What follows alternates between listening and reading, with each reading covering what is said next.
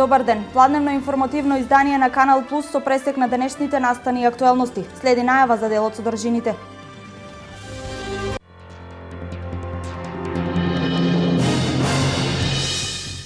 Меморандум за соработка потпишаа општина Штип и економскиот факултет на Универзитетот Гоце Делчев за проект кој треба да им овозможи на општините да се задолжуваат со обврзници.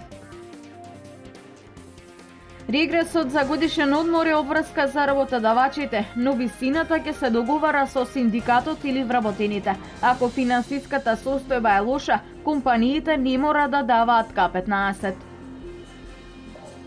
3 кривични пријави за работи штипски адвокат затоа што оштетил 3 лица и противправно се стекнал со 1.340.000 динари. Својот автомобил 3 пати го продал.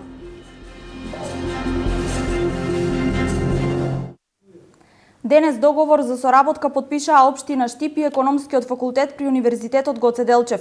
Општината и факултетот ќе работат на проект за финансирање на општините преку општински обврзници. Знаете дека парите се многу значени и битни за да може да реализирате некои проекти кои од вас ги барат граѓаните. Денеска парите се скапи. Ако најдете добар начин, алтернативен начин да добиете ефтини и свежи пари, по било кој основ, па макар било тоа обврзници, кои општината ќе биде на некој начин задолжен со тие обврзници, со кои ќе заврши некои инфраструктурни објекти, мислам дека тоа е нешто добро.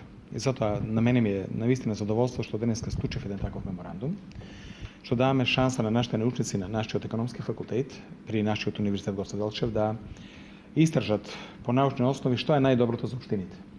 Ќе биде вклучена општина Штип и општини со кои ние соработуваме и со кои сме ние збратимени. Така да јас лично се надевам дека финалниот резултат од тоа истражување ќе биде општините во Република Македонија да имаат и алтернативни можности да добијат пари. Тие пари да бидат ефтини и со тие пари да се завршат големи инфраструктурни објекти. Мислам дека за мене тоа е прифатливо како истражување, ние ќе се вложиме како локална администрација максимално, ќе дадеме нашата логистика целосна и на крајот се она што ќе резултира како еден финален извештај ќе биде поволен за сите општини во Република.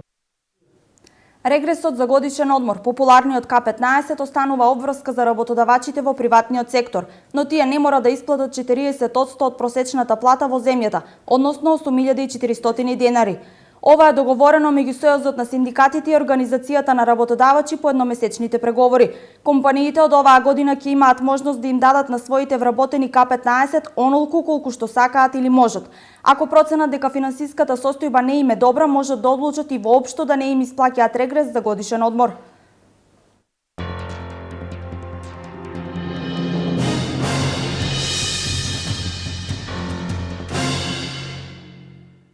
СВР Штип поднесе 3 кривични пријави против штипски адвокат со иницијали НН, поради основано сомнение дека сторил 2 кривични дела – оштетување туги права и измама.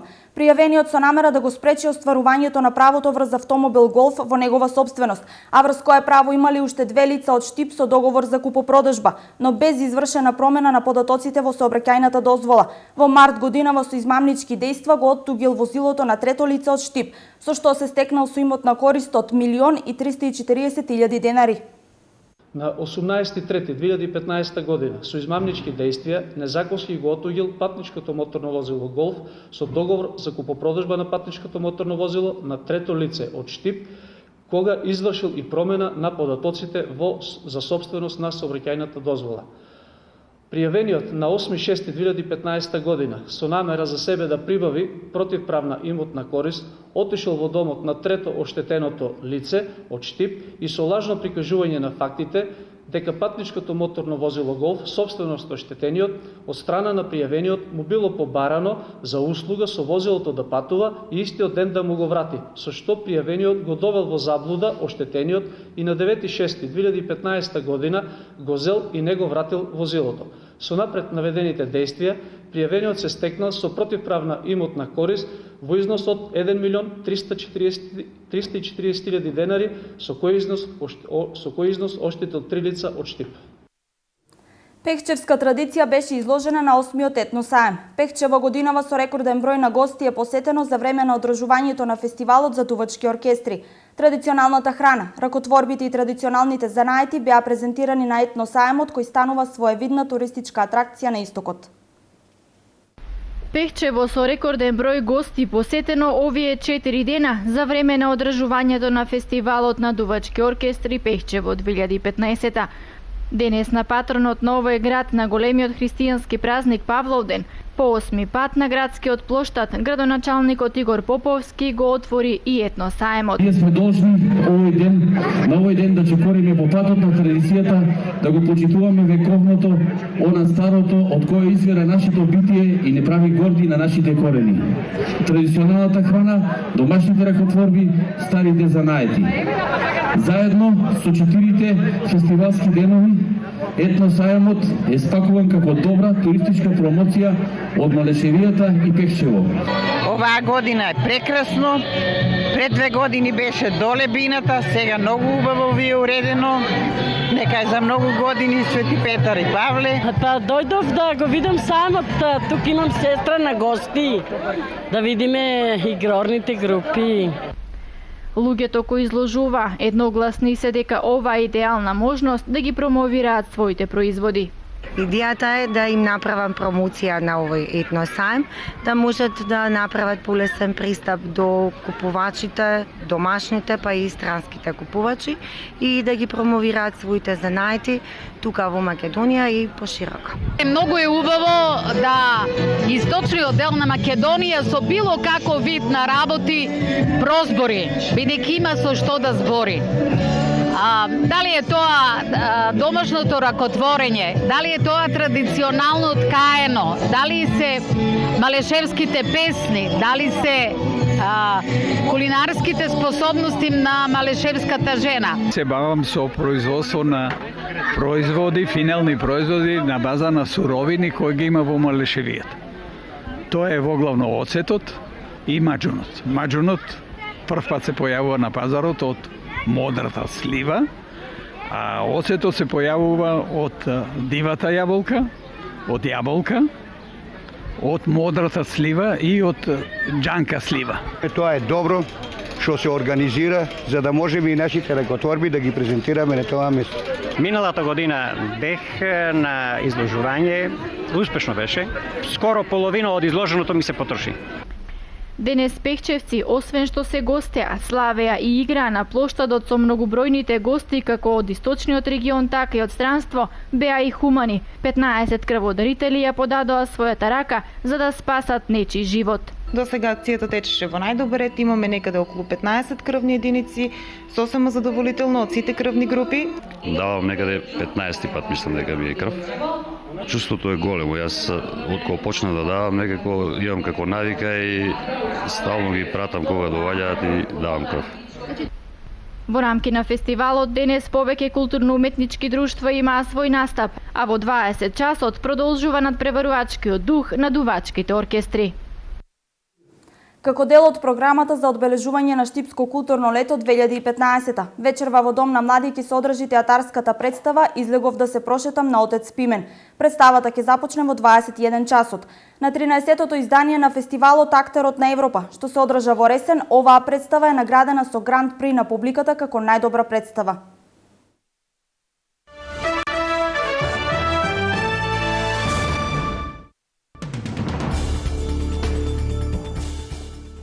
Унгарски војници започнале да ја подигнуваат контроверзната ограда на границата со Србија за да се спречат мигрантите да влегуваат во Унгарија.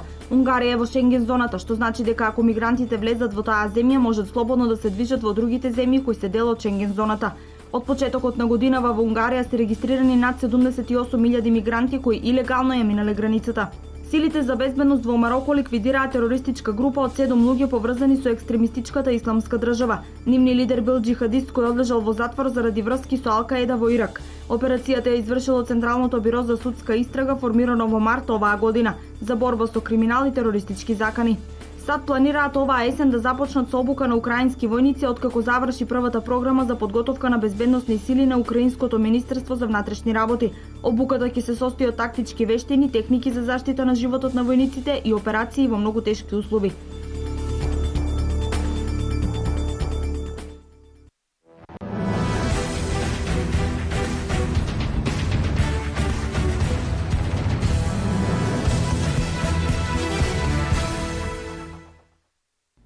Лицата кои рекреативно спортуваат од следниот месец ќе може да направат бесплатен преглед на спортска медицина, соопшти министерот за здравство Никола Тодоров. Со новата мерка, како што соопшти Тодоров, ќе бидат опфатени околу 25.000 лица на возраст од 14 до 29 години кои аматерски се занимаваат со спорт. Во основниот пакет на прегледи спаѓа ЕКГ преглед, хематолошки и уринарен статус, основна крвна слика, мерење на масното ткиво, мускулната и коскената маса. Според Тодоров, спортските прегледи имаат цел да им дадат препораки на лицата кои спортуваат во однос на исхраната, како и за начинот и за интензитетот со кој треба да се одвива тренингот. Статистичките податоци на Институтот за јавно здравје во Македонија укажуваат дека 60,5% од машката популација и 47,8% од женската популација на возраст над 20 години имаат зголемена телесна тежина, што е последица на нередовната физичка активност. Според податоците од Мој термин, во изминатите 6 месеци били извршени вкупно 8.199 прегледи на спортска медицина со упат, а половина од нив, односно 3.911 лица, биле на возраст од 14 до 29 години. Во најголем дел станува збор за лица кои професионално тренираат или тренираат во некој од спортските клубови во државата, истакна министерот Тодоров. Тодоров истакна дека со отворањето на спортските сали во изминатиот период се зголеми интересот за рекреативните спортски активности и дека очекува оваа мерка на министерството да им овозможи на младите спортски рекреативци да го заштитат и подобрат своето здравје.